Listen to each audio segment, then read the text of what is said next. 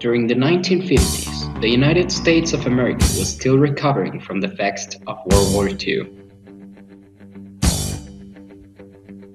Because of propaganda, people were terrified of communism. This led to conformity. In this decade, anything that political figures encouraged was amongst the norm. People took this literally, and anyone who disagreed was automatically called a communist.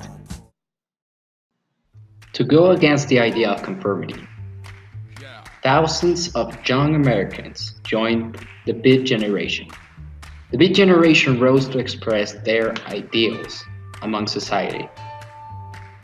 You could say that the Beat Generation was a group of influencers, like writers, producers, and artists, who experimented with drugs, alternative forms of sexuality.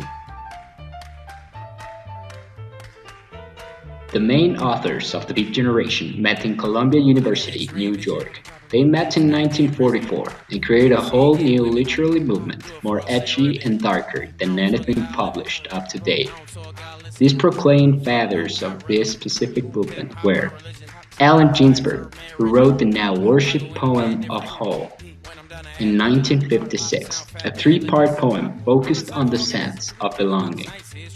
William S. Burroughs, who wrote The Naked Lunch, Fight Club, and other American literature classics. The Naked Lunch, which was a big part of the Beat Generation's ideology, follows the life of a broken man, whose focus in life is that of living inside an already broken world. Jack Kerouac, who is best known for his book, On the Road, which follows the main character inside an apocalyptic scenario. Lucien Carr, best known for his work as editor in the United Press International. It can be said that these authors created the base of what would become the ideology of the Beat Generation. They started confronting things in a literal sense and breaking the barrier of censorship between what can be said and what couldn't be said at the time. Many authors started copying this type of writing, defeating censorship and blurring the line between the illusion and the truth. The beat movement eventually started incorporating into the hippie movement.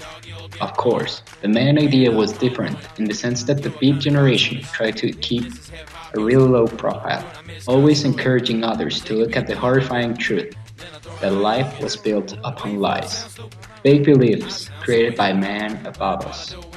Also, to create this eagerness to fight against conformity, while hippies were more focused on change and being less hostile towards the idea of fighting conformity. Some of the most long-lasting effects of the Beat generation can be seen in the music industry.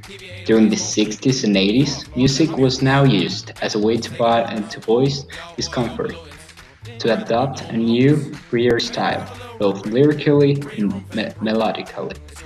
Of course, this movement was almost entirely formed by young people, ready to face terrible truths, and always striving for a more real, not so perfect world. It was mainly focused on youngsters who believed that they could no longer fit in the norms of society. And believe me, when you're young, everybody wants to be a rebel.